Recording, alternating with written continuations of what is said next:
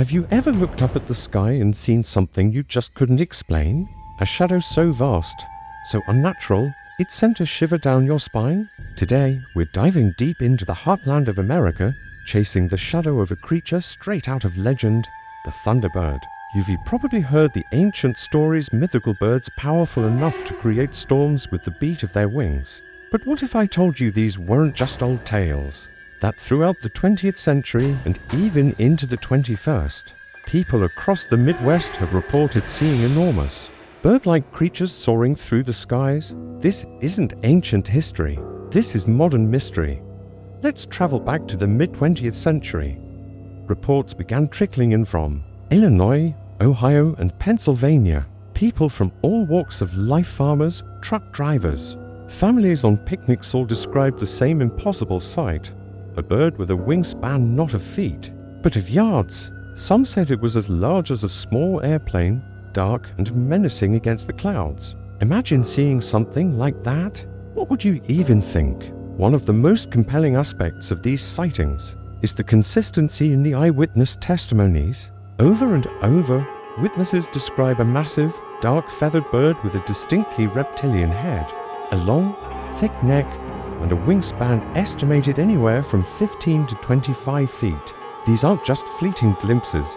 Many accounts detail the creature flying low, sometimes for several minutes, allowing for a shockingly clear view. Take the famous case from Lawndale, Illinois in 1977. Several witnesses, including a group of young boys, claimed to see two gigantic birds. The story took a terrifying turn when one of the birds allegedly swooped down and momentarily grabbed a 10-year-old boy, Marlon Lowe, lifting him a few feet off the ground before dropping him. The boy was unharmed, but the family was terrified. While details of the event are debated, the sheer panic and multiple witnesses make it a cornerstone of Thunderbird lore. And this wasn't an isolated incident. Throughout the 70s and 80s, the Midwest seemed to be a hotspot. People reported these creatures gliding over highways, circling fields and perching on rural barns. The patterns are fascinating. The sightings often occur in rural, sparsely populated areas, usually near rivers or large bodies of water. The creature is almost always described as silent, gliding effortlessly on the air currents, its sheer size being the most startling feature. It's this consistency, across decades and hundreds of miles, that makes you wonder, are all these people seeing the same thing? Of course, we have to put on our skeptic's hat. What could these people actually be seeing? The most common explanation is misidentification. A great blue heron, for instance, is a very large bird. When seen against a stark sky, its size can be deceptive and its curved neck in flight could be mistaken for a more primitive feature. Turkey vultures are another candidate. They have large wingspans and often fly in groups, which could appear as one massive entity from a distance. And what about a small aircraft like a glider or an ultralight? From far away, with the sun in your eyes, could its shape be mistaken for something more organic? It's certainly possible. Our brains are wired to find patterns to make sense of the unknown, and sometimes they fill in the blanks with what we fear or what we find fascinating. A common bird, seen under unusual conditions, could easily be transformed by our perception into something much more monstrous. But here's where it gets tricky. Can a heron or a vulture account for a wingspan described as being 20 feet wide? Can it explain the alleged abduction attempt in Lawndale? Skeptics would argue that eyewitness testimony is notoriously unreliable.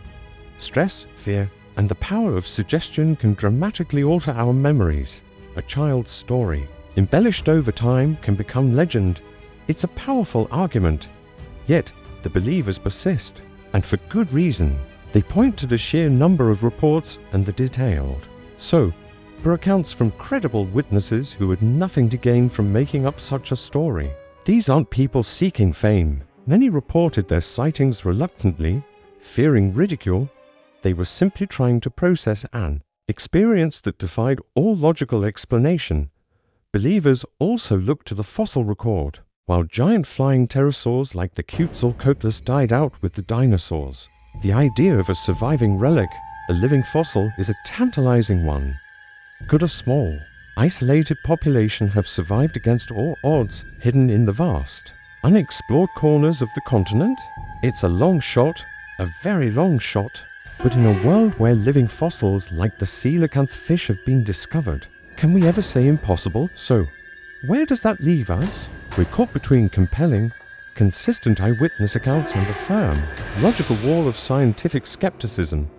On one hand, we have stories that feel real, told by people who seem genuine. On the other, we have a complete lack of physical evidence. No feathers, no nests, no bodies, not a single, verifiable piece of proof. And that, right there, is the enduring mystery of the Thunderbird. It exists in that thrilling, frustrating space between what we know and what we can't explain. Is it a misidentified bird? A collective folk memory taking on a modern form? Or is it possible that something ancient and enormous still casts its shadow over the American Midwest, a living piece of a world long gone? The sightings have become less frequent in recent years, but they haven't stopped entirely. Every now and then, a new story emerges from a quiet country road or a remote farmhouse, reigniting the debate. The tale of the Thunderbird reminds us that even in our modern, well-documented world, there are still shadows in the sky and mysteries that refuse to be solved. What do you think?